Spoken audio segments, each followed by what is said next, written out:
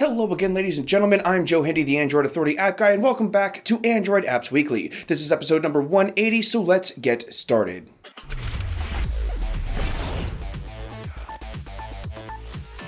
There are a variety of games on sale in the Google Play Store right now. Among them are XCOM Enemy Within, Oddworld Stranger's Wrath, and Munch's Odyssey, Civilization Revolution 2, and NBA 2K17. Most of them are going for over 50% off for a limited time. Additionally, they're all pretty decent games. If you're looking for strategy, sports, or platforming, these deals are worth checking out.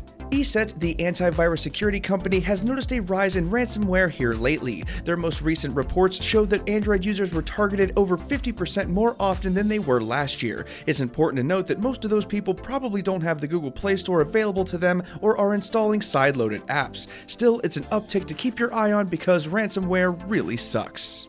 Matt Groening, creator of Futurama and The Simpsons, announced a new Futurama game. The game is called Futurama Worlds of Tomorrow, and the game was written and produced by series regulars David Cohen and Matt Groening, while the developers will be TinyCo. The bad news is that it'll be a free-to-play game like other show-based titles. We don't have a release date yet, but you can pre-register now in the Google Play Store if you want.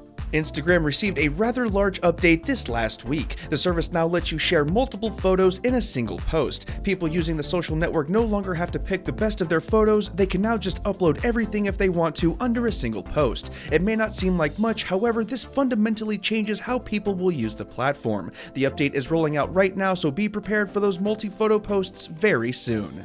Word around the digital grapevine is that YouTube is doing away with 30-second unskippable advertising. In exchange, the service is going to be using more frequent 6-second unskippable ads. That sounds pretty bogus, but 6 seconds isn't nearly as annoying as 30. This is likely in response to Facebook focusing a little bit more on video. YouTube wants to make fewer people angry and keep them around longer while still showing ads. It's really not that bad, although your opinion may vary. Octave is a new horror adventure game. It features point-and-click mechanics to solve puzzles and progress through the storyline. You play as a guy who happened to be in the wrong place at the wrong time, and your job will be to survive. It features some creepy atmospheric elements, dark themes, and other classic horror stuff. It's a 2D game, and the mechanics are simple enough to learn. Perhaps the best part is that it's cheap and it has no in-app purchases. It's a rare horror game that isn't half bad. Bard is a fun little application that cuts up videos. The way it works is that you choose from a list of videos, and then you'll be provided with a script that's word for word. You'll choose which words you want, and then the application cuts the video to make the video say those things. The possibilities are limitless, although the application definitely isn't perfect at doing it. It's likely something you'll download, play with for a few weeks, and then uninstall. Still, it'll be a fun couple of weeks. At the very least, the application is free with no in-app purchases.